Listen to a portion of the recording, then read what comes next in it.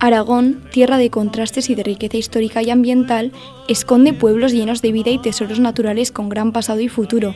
47.700 kilómetros cuadrados divididos en 3 cuencas hidrográficas con el Ebro como protagonista. 93 embalses distribuidos por su territorio y marcados por décadas de lucha entre el progreso y la preservación de las raíces. Aragón continúa su camino en busca de un equilibrio para conciliar el respeto por el entorno con la explotación de sus recursos naturales. Uno de ellos, el río Jalón. El afluente da nombre a una de las 32 comarcas aragonesas, la comarca de Valdejalón. 933 kilómetros cuadrados de variados paisajes, tierras fértiles y arte mudéjar, entre los que se alza el embalse de Mularroya.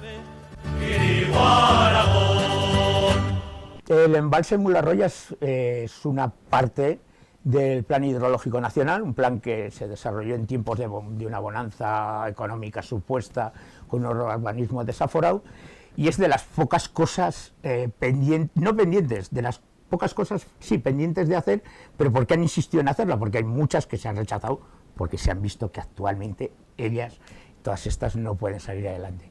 ¿Por qué está seguido adelante? Pues yo hay veces que me lo planteo, no lo sé, porque realmente la funcionalidad que va a tener es muy escasa para los perjuicios que va a generar. El pantano de Mularroya tiene muchos pros y muchas contras. Pros, que haya agua, pero claro, aquí nos están diciendo que el pantano de Mularroya se va a coger agua en envís de la ribera del propio Jalón para abastecer al pantano de Mularroya. ¿Qué pasará con los pueblos como Ricla?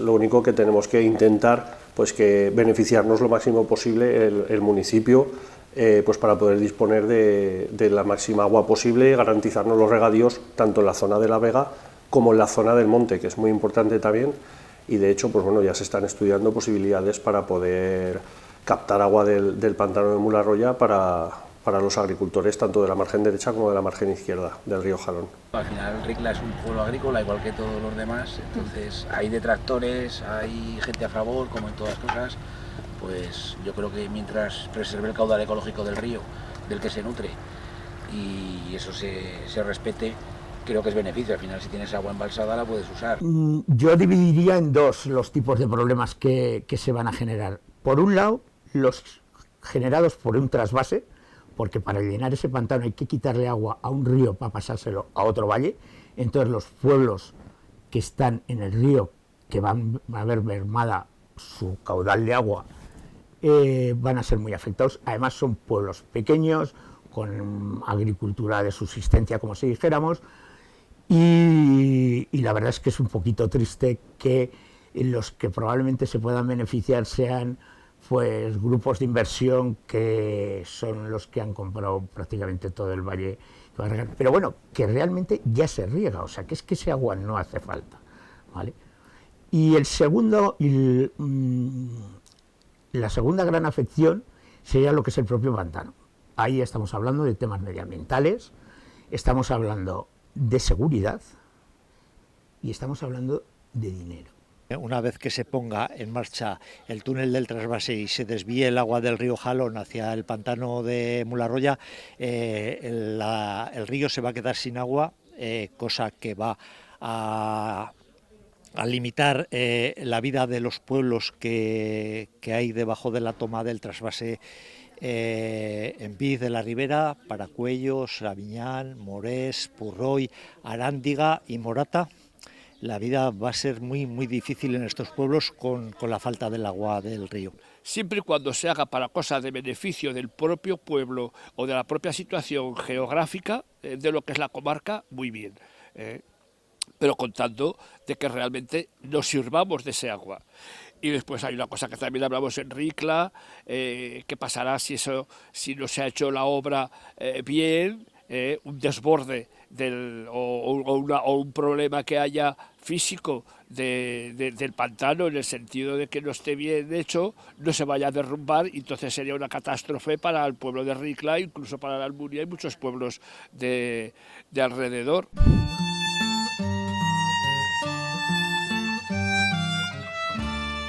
Una de las cosas que nos sorprendió en todo este tiempo fue que ni siquiera había un plan de emergencia y exigimos que se hiciera. Plan de emergencia que yo creo que si un día lo vieran vecinos de los pueblos aguas abajo, a alguno le entraría un mal de cuerpo. En el caso de Ricla, por ejemplo, en 20 minutos, si se fuera la pared abajo, el agua con la máxima fuerza, eso quiere decir con rocas, o sea, no que llegue suavemente, en 20 minutos el agua llegaría a la puerta de la iglesia. La propia Confederación ya diseñó un plan de emergencias que nos fue presentado a los ayuntamientos para, en el caso de una posible falla de la presa, pues para ver en qué momento y de qué manera teníamos que actuar. De hecho, aquí en Ricla pues ya tenemos 2 sistemas de avisos, uno colocado justo al lado de la estación de tren y otro en un camino un poco más arriba, en el camino de San Pedro, que en teoría, si pasara algo, pues lógicamente lo primero que activarían serían las señales acústicas y a partir de ahí pues hay un plan diseñado pues para que la gente pues se movilice pues hacia las zonas más altas del pueblo, en las zonas que hay menos peligro o que no hay peligro. Seguridad, pues porque,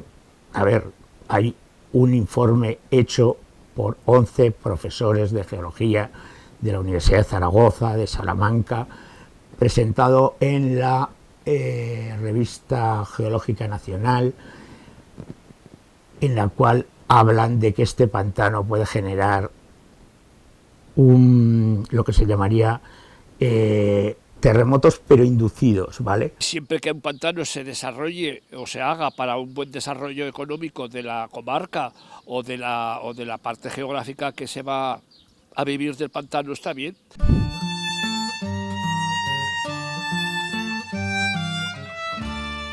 El pantano tiene una idea concreta que es cubrir los hectáreas regables que hay hoy en día y consolidarlas, que no falte el agua en esas hectáreas, y ellos calculan que con el pantano en producción y al máximo nivel se podrían hacer 5.000 hectáreas nuevas de regadío. Todo lo que sea el disponer y tener la capacidad de tener agua es importante en Aragón y yo creo que en cualquier sitio de España, y de hecho solo con ver las últimas fechas que con la sequía que llevamos ya grabada y muchas comunidades que lo están pasando muy mal con el agua, pues el hecho de disponer de ese bien tan importante hoy en día y más en zonas, pues por ejemplo como la nuestra, que es agrícola, pues desde luego es un revulsivo muy importante para la economía y para poder mantener la vida en los pueblos.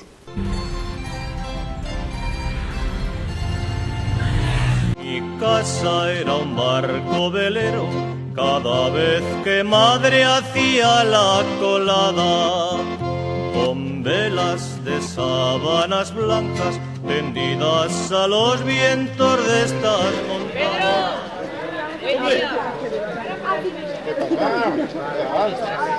Jalón Vivo es un núcleo pequeño, somos los que estamos personados en la causa judicial desde el principio, seguimos con la causa judicial viva y abierta, todavía estamos esperando la última sentencia y lo que estamos haciendo en los últimos tiempos es organizarnos con las asociaciones y con el tejido social de todos los pueblos, de los pueblos afectados. Entonces ahora, por ejemplo, una iniciativa como la de hoy, de esta marcha contra el trasvase del Jalón, se hace en colaboración con todas las asociaciones que hay en los pueblos afectados. Hemos estado haciendo un trabajo de concienciación, de información, incluso hemos sido los únicos que hemos informado a la gente del río de las consecuencias y de los datos del proyecto. Llevamos muchos años en esto, no pensábamos haber llegado hasta aquí, pensábamos que mucho antes esto se habría terminado porque es una vergüenza, esto no tiene ningún sentido y hemos llegado hasta aquí.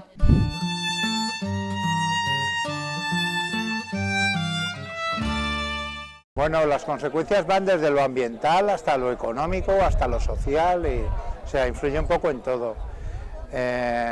Estos pueblos están ubicados en la ribera del Jalón porque el Jalón ha permitido la producción de alimentos desde tiempos inmemoriales. De hecho, los pueblos están situados todos tan seguidos porque era una tierra fértil que podía dar de comer a la gente.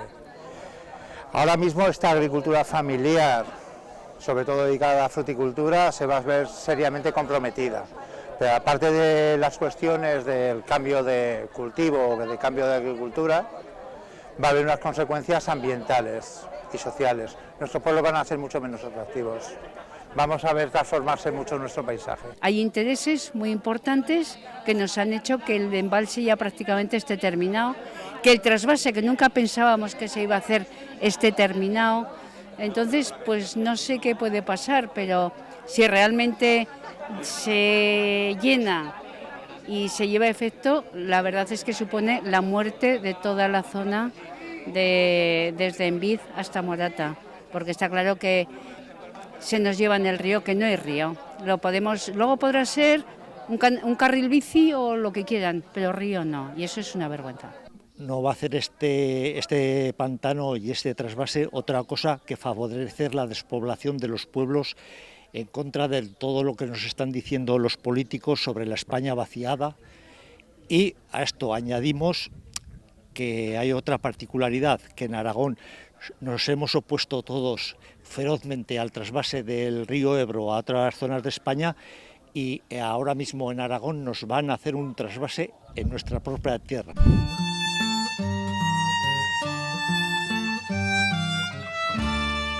En el 2003 el Ayuntamiento de Morata, que yo era la alcaldesa entonces, pusimos un contencioso contra el pantano de Mularroya. Hemos tenido 4 o 5 sentencias a favor de anular el pantano de Mularroya en todas sus fases, pero da lo mismo. Aquí hay unos intereses superiores que han ido haciendo que el pantano se siga construyendo.